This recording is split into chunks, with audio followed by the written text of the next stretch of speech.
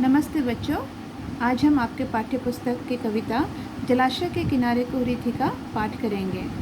उससे पहले हम इसके कवि सूर्यकांत त्रिपाठी निराला जी के बारे में थोड़ी सी जानकारी लेंगे। सूर्यकांत त्रिपाठी निराला छायावाद के प्रतिनिधि कवि हैं। उनका जन्म 1896 ईस्वी में पश्चिम बंगाल के मेदिनीपुर जिला अंतर्गत महिषादल नामक स्थान पर हुआ था। निराला जी ने कविता, कहानी, उपन्यास, जीवनी आदि सभी विधाओं में रचना की थी। उन्होंने समन्वय, मतवाला और माधुरी पत्रिकाओं का भी संपादन किया था।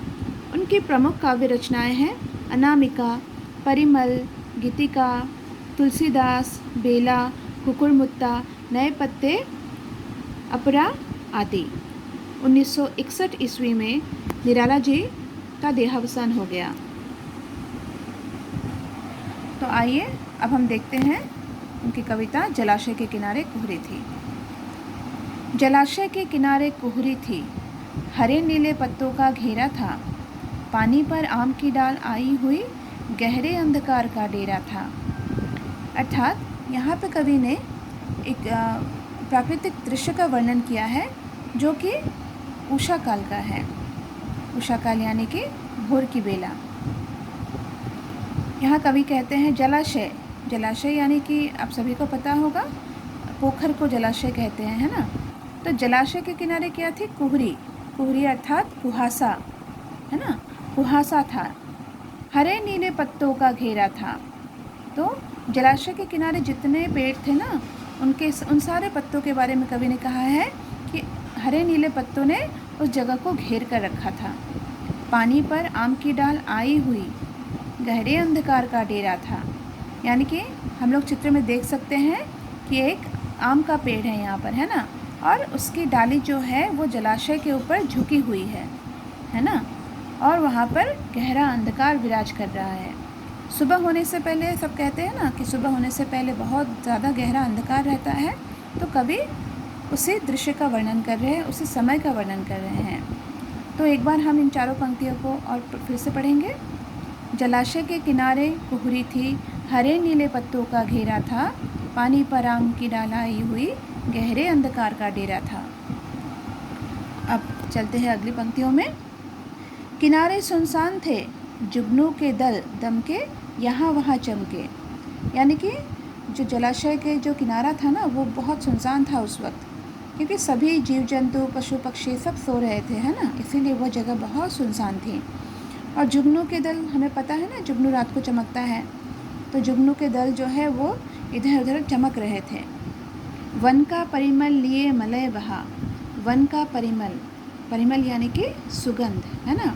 वन का परिमल, वन का अपना एक सुगंध होता है कि नहीं, क्योंकि वहाँ पे बहुत सारे पेड़ पौधे होते हैं, फूल फल, बहुत सारे चीज़ों का वहाँ पे सुगंध फैला हुआ होता है।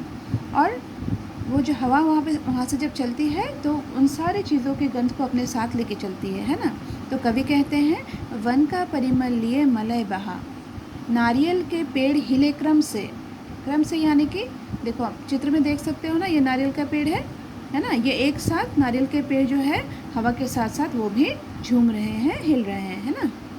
ताड़ खरे ताक रहे थे सबको, और जो ताड़ का पेड़ है ये इधर देखो, ये पेड़ जो है वो सबको देख रहा है, जैसे खड़ा खड़ा मानो सबको देख रहा है।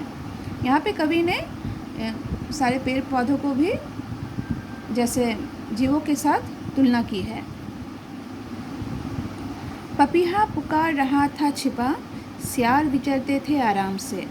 पपीहा जो पुकारता है ना, पीहू पीहू पुकारता है पपीहा, पता है ना तुम लोगों को, वो जंगल में उस वक्त पुकार रहा था। और सियार यानी कि सियार होता है ना, ये जानवर जो होता है ये वहाँ पर आराम से विचर रहा था। अब देखो ये वन जो है ये जीव जंतुओं के लिए है ना, तो वो अपने स्थान पर आराम से विचरते रहते हैं, वहाँ उनको किसी चीज़ का डर नहीं होता है। उजाला हो गया और तारा छिपा। अब धीरे धीरे देखो रात से सुबह हो रही है ना, और इसी क्रम में क्या हो रहा है, धीरे धीरे उजाला हो रहा है, रोशनी हो रही है, और रोशनी होते ही हमें पता है तारे सारे छिप जाते हैं। लहरें उठती थी सरोवर में, और धीरे धीरे अब सारे जीव जंतु, पशु पक्षी, नदी, पोखर सब अब धीरे धीरे जैसे जागने लगे हैं। और सरोवर में लहरें उठ रही थी। तारा चमकता था अंतर में। यहाँ कवि ने कविता की आखिरी पंक्ति में कहा है कि कवि के मन में भी जैसे तारा चमक रहा हो, है ना। सब कुछ जैसे उजाला हो गया, चारों तरफ रोशनी हो गई और कवि के अंतर में भी तारा चमकने लग गया। तो बच्चों, एक बार फिर से हम इस कविता का पाठ करेंगे सही उच्चारण से। जलाशय के किनारे कुहरी थी, हरे नीले पत्तों का घेरा था, पानी पर आम की डाल आई हुई, गहरे अंधकार का डेरा था। किनारे सुनसान थे, जुगनों के दल दम के यहाँ वहाँ चमके, वन का परिमल लिए मलय बहा, नारियल के पेड़ हिले क्रम से, ताड़ खड़े ताक रहे थे सबको, पपीहा पुकार रहा था छिपा, सियार विचरते थे आराम से, उजाला हो गया और तारा छिपा, लहरें उठती थी सरोवर में, तारा चमकता था अंतर में। धन्यवाद।